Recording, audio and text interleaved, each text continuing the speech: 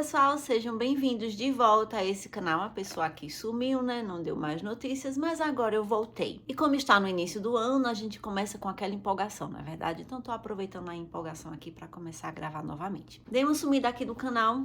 No final do ano passado aconteceram muitas coisas, na verdade no meio do ano passado até o final. Mas um dia eu ainda falarei sobre isso. E já que estamos no início do ano, eu quero colocar de volta todos os projetos que eu queria fazer o ano passado. E eu espero muito poder ajudar você de alguma forma. Como o foco desse canal vai ser falar sobre maternidade, então eu queria voltar começando com esse vídeo, falando algumas coisas sobre a maternidade pra gente refletir juntas. E eu amo falar sobre isso. Se tem uma coisa que mudou a minha vida foi a maternidade. Eu não sei você, mas depois que os meus filhos nasceram, eu acho que eu me tornei uma pessoa muito melhor. Mas nem sempre foi assim. Eu já tive momentos que eu me senti muito perdida como mãe. Eu acho que toda mãe passa por essa fase algum dia. Tinha momentos que, de fato, eu não sabia o que fazer. E na minha cabeça, eu fui professora por muitos anos. Então, cuidar de uma criança, pra mim, ia ser muito fácil, né? Eu fui professora, gente, então vai ser super de boa cuidar de uma criança. E quando o Daniel nasceu, eu vi que era muito além de cuidar de uma criança, que a educação era algo maior do que eu imaginava. E para mim, um dos pontos mais difíceis foi precisar parar de trabalhar. Com o passar de alguns meses, eu comecei a achar aquilo tudo muito pesado, como se minha vida tivesse tomado um rumo totalmente diferente do que eu tinha imaginado, do que eu era acostumada a fazer. Eu comecei a ter aquela sensação que parecia que todo mundo à minha volta estava fluindo e eu estava regredindo. Era essa sensação que eu tinha, sabe? Que todo mundo agora tinha as suas vidas e a minha vida era totalmente diferente, tava tudo um caos e eu não tava conseguindo lidar com aquilo. E eu sempre ficava me comparando com as outras mães. Nossa, mas aquela mãe, nossa, ela é perfeita, meu Deus. Eu não consigo fazer aquilo, eu não consigo fazer o que ela faz, gente. E depois disso começou a vir outro sentimento, que era tipo, Ah, nossa, ela faz isso, até parece que com criança pequena dá pra fazer isso. Ai, nossa, até parece que é tão simples assim como ela tá falando. e veio aquela frustração, sabe? De que, tipo, aquela pessoa tá conseguindo fazer e eu não tô conseguindo. Então, na minha cabeça, aquilo não era verdade. Ai, gente, é impossível. Gente, depois que a gente começa a se comparar, a gente vai diminuindo o que a gente sabe fazer, o que a gente consegue fazer. Porque parece que não tá sendo o suficiente. E eu passei por um processo bem difícil, bem doloroso, porque eu não estava aceitando muito bem que agora aquela era a minha vida. E eu estava levando isso muito como um fardo. Até um dia que eu comecei a ver isso com um olhar diferente. Que eu precisava baixar as minhas expectativas com relação às outras pessoas que eu achava que era tudo tão perfeito. Que todo mundo tem os seus pontos baixos, tem as suas dificuldades. E que eu não precisava ficar me comparando com ninguém, que eu precisava apenas fazer o meu melhor. E naquele momento, o meu melhor era aquilo. Mas eu sentia que aquilo não estava sendo ainda o suficiente. Então, em vez de ficar me comparando com os outros, eu comecei a pensar em o que eu podia fazer para melhorar. Então, daí eu comecei a orar a Deus, pedindo que Ele me mostrasse qual o propósito dele na minha vida com a maternidade. E foi daí que eu comecei a ver que a maternidade, para mim, ela de fato precisava se tornar um propósito, ela precisava ser intencional. E era algo que eu precisava fazer muito bem feito. Quando eu trabalhava para outras pessoas, eu sempre queria fazer tudo bem feito, tudo certinho, eu queria dar sempre o meu melhor. E daí eu comecei a pensar, se eu fosse contratada por uma empresa e essa empresa me colocasse num cargo muito elevado, eu ia fazer o possível para dar o meu melhor. Eu ia estudar, eu ia procurar saber como era que as coisas funcionavam, eu ia tentar entender o que acontecia ali. E daí eu fiquei pensando, nossa, é isso, eu preciso começar a estudar, eu preciso começar a entender como é que a criança funciona, como é que o cérebro dela funciona, como é que eu, como adulto, tenho que reagir com relação a determinadas situações que acontecem. E que para ser mãe, eu precisava estudar. E que nem sempre dá para seguir os nossos instintos, porque eles são importantes, mas nem sempre dá para ser só eles. A gente precisa ter algo a mais, sempre. E eu me considero uma pessoa que eu gosto muito de aprender, eu gosto muito de pesquisar. E uma das coisas que eu sempre escutei como mãe, eu acho que você também escuta, é: Nossa, é fase, vai passar, nossa, mas é assim mesmo, tá? Mãe tem que sofrer, mãe sofre, mãe sempre tá sofrendo, e é assim mesmo. Dormir, não, dormir, isso não é coisa pra quem tem criança pequena. Ter um momento pra você, isso não existe. Nós temos filhos, mães que têm filhos não tem momentos pra ela. Ai, gente, Desculpa, mas quando eu lembro que eu acreditava nisso. Voltando. Então eu sabia que era uma fase, eu sabia que ia passar, mas precisava mesmo ser daquele jeito, precisava ser tão estressante como era. Só um parêntese aqui rapidinho, o Daniel era um bebê que ele não dormia. Então assim, eu sou uma pessoa extremamente estressada quando eu não durmo, eu sou uma pessoa transtornada quando eu não durmo. Então por mais que eu tentasse manter a calma, eu vivia muito estressada. Então, não precisava ser daquele jeito. E eu aprendi que filhos despertam em nós coisas que a gente nem sabia que a gente tinha. Eles requerem de nós habilidades que a gente ainda não tem, mas que nós podemos desenvolver a cada oportunidade que surge. E quando Daniel nasceu, a gente não tinha a quantidade de informação que a gente tem hoje. Que, olha, hoje tem até demais, né? E nem faz tanto tempo assim. E sabe, quando você quer começar a mudar, você pensa em um monte de coisa. Ah, eu quero que meu filho tenha uma alimentação melhor, eu quero dormir bem, eu quero fazer as coisas da casa do jeito certo. E você pensa tanta coisa que você quer mudar, que depois você acaba frustrando porque você não consegue fazer tudo isso de uma vez só. Então, uma coisa que eu aprendi muito é que você precisa começar por pequenos passos. Existiam algumas coisas que eu achava muito fundamental, muito importante, e eu decidi começar por elas. E é sobre isso que eu queria falar com vocês aqui hoje também. É um pouquinho sobre os nossos valores, sobre o que a gente acredita, nos nossos princípios. E tudo isso começou na mudança da nossa rotina. Eu gravei um vídeo aqui sobre rotina, se você voltar alguns vídeos atrás, você vai encontrar ele. Mas existem 3 coisas que eu considero muito importantes na educação dos meus filhos, que pra mim eles são inegociáveis. Então eu decidi começar por eles e fazer eles da melhor forma que eu podia.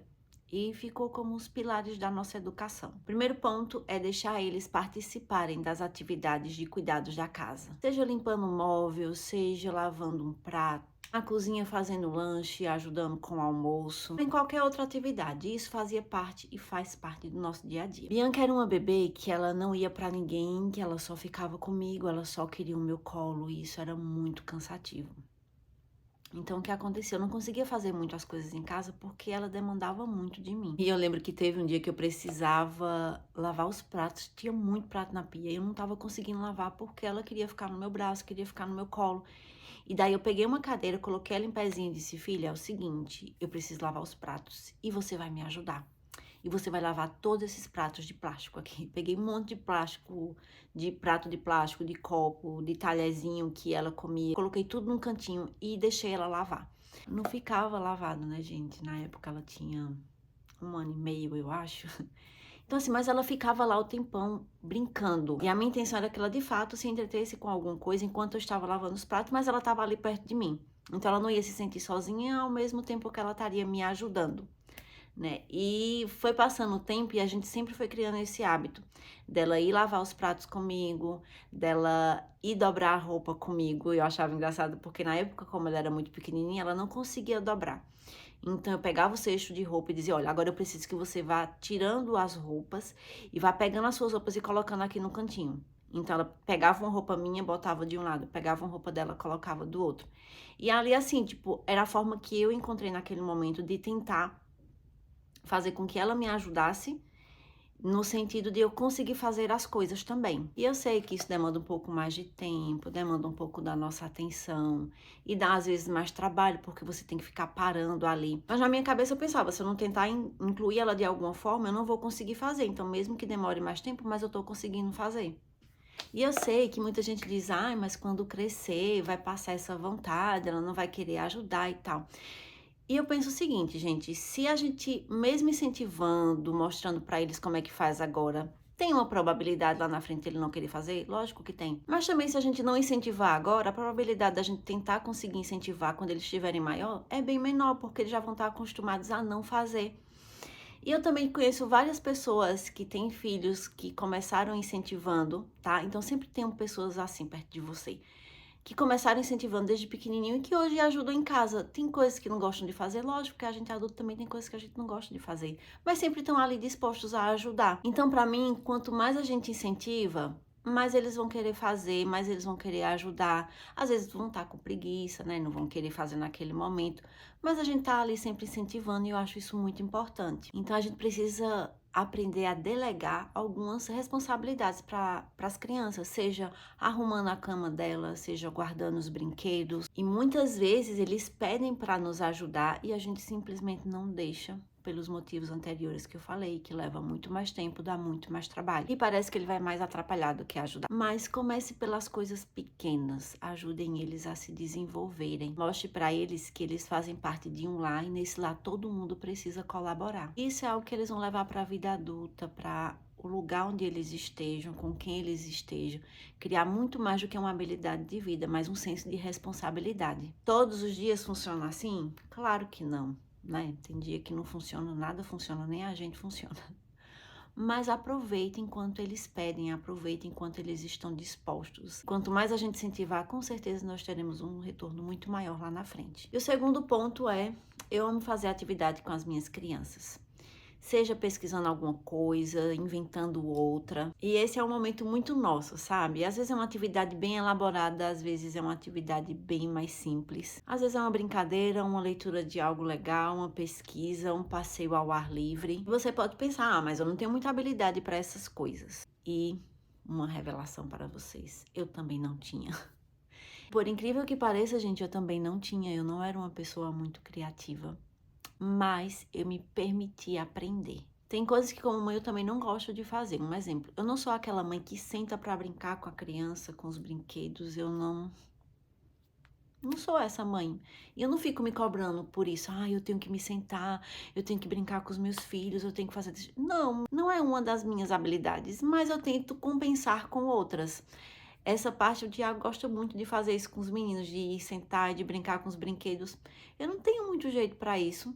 E para mim o mais importante é você tirar um tempinho para você passar um tempo junto com eles. Fazer alguma coisa que naquele momento ele sinta, poxa, minha mãe parou agora para ficar comigo. Minha mãe parou um tempo para me dar atenção. E para eles isso é o importante. Eu sei que às vezes a gente tem 1 milhão de coisas para fazer, casa para arrumar, trabalho, tantas outras coisas que vão preenchendo o nosso tempo que às vezes a gente acaba sem tempo para nada. E quando a gente tenta organizar o nosso dia, a gente começa a ver que as coisas vão fluindo melhor, que a gente consegue ter um tempinho para tudo. E óbvio que quando a gente tem bebê, isso é uma coisa que a gente precisa baixar nossas expectativas, a gente não vai conseguir fazer muitas coisas. Mas com o passar do tempo, a tendência é que a gente vá melhorando. A gente só precisa começar com pequenos passos, um pouquinho de tempo para tudo, que a gente consegue. E o terceiro ponto, não menos importante, mas para mim ele é o principal, na verdade, de todos, são as coisas espirituais. Uma das coisas que eu sempre busco fazer é colocar no coração dos meus filhos o desejo de buscar a Deus diariamente. E que eles tenham isso como prioridade nos seus dias.